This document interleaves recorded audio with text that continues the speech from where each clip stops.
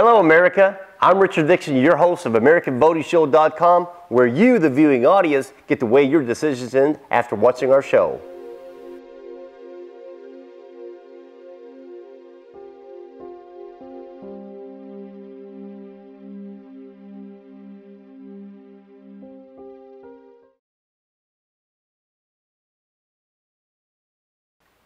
On this week's show, we're going to talk about FICO, or what's known as credit scores.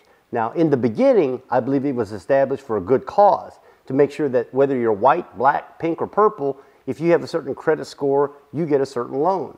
Now, because of the fallacies or inconsistency in the credit reporting method, I believe now is created another situation that's discriminating more people outside of the race, the color, or sex. And I call this word discorination.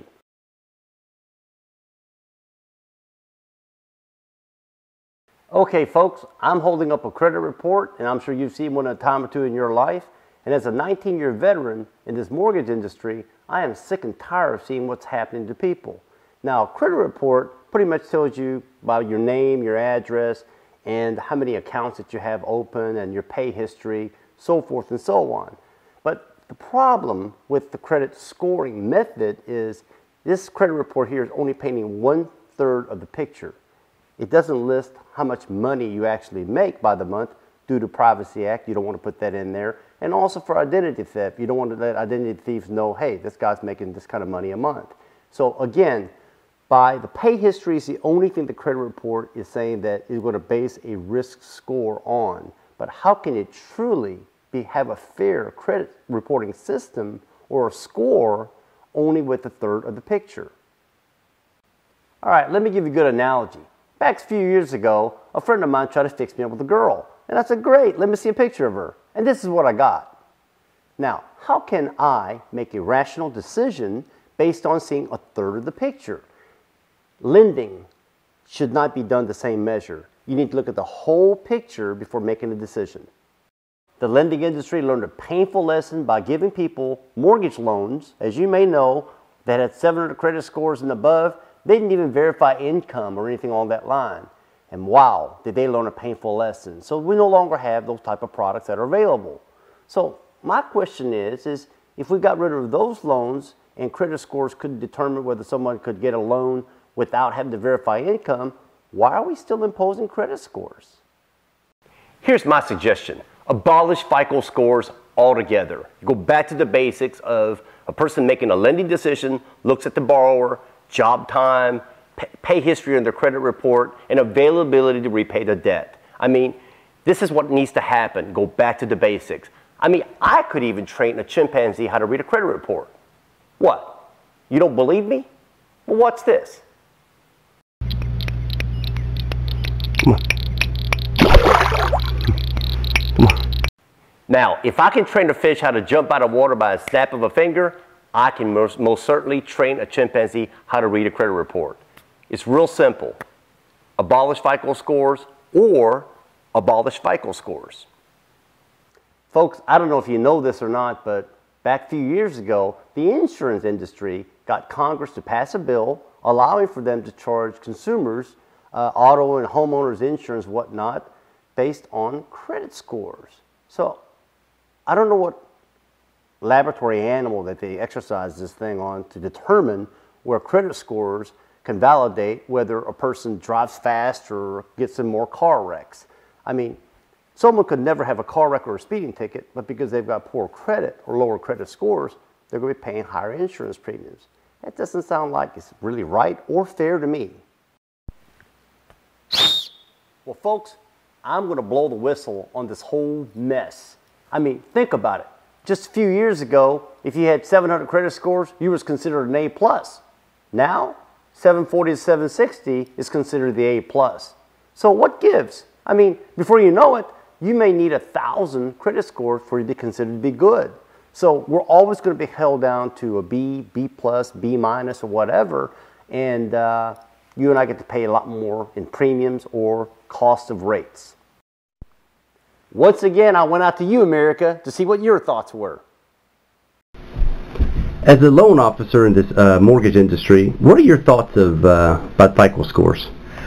Well, though I feel FICO scores are a necessary component to, gauging the capability of a person's credit history and ability to pay back, I also feel that our industry, particularly the lending industry, relies too heavily on the validity of those scores and what those scores really convey as a true barometer for the credit worthiness of an individual.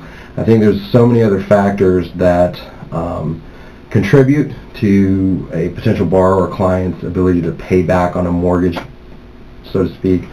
And unfortunately, with the industry where it is today, after going through the mortgage crisis, I think lenders have really become very conservative and much more reliant on FICO scores and debt-to-income ratios, which I understand.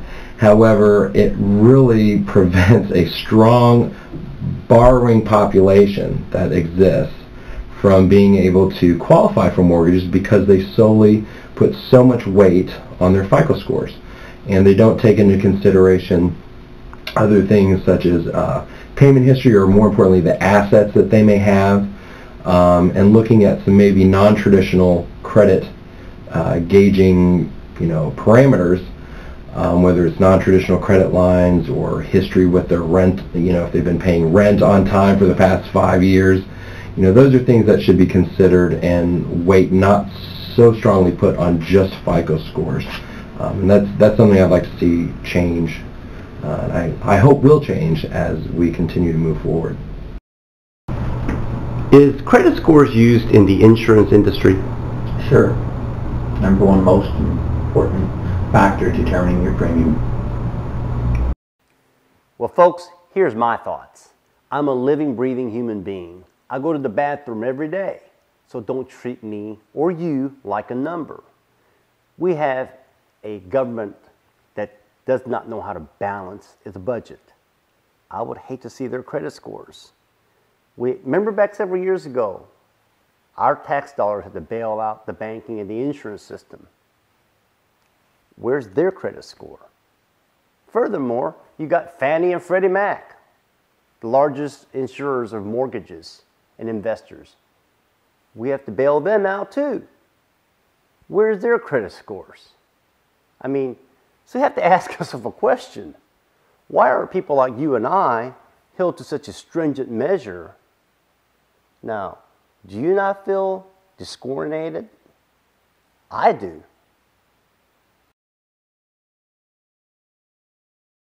Okay, America, it's time to vote. Should we abolish FICO score? Click yes, we should abolish FICO scores, or no, we should keep them. By the way, if you have another show topic matter that I should be presenting on this show, send me an email. It's located at the bottom of your screen, and I'll be more than happy to respond to it. And just a few weeks ago, I got an email from a viewer that says, hey, what's the point of voting? Again, let me explain. This is an exercise. The tally counts that we gather. My vote, your vote alone is not enough. We need to group this, as many as we can get, hundreds of thousands to millions. And with that volume mass of people, we're going to be able to find the right voice that will stand up. And again, our votes, we as America, can channel our voice through one system, okay? And that's the whole goal of this whole show concept, okay? It's not really a show to entertain. Hopefully it does a little. It teaches you something. But again, we need to find a way to get our message across, because the system we have in place now is not working. Okay, America, if you want your voices to be heard, click that mouse. And until next week's show, I'm Richard Dixon, your host of AmericanVotingShield.com, and I'll see you then.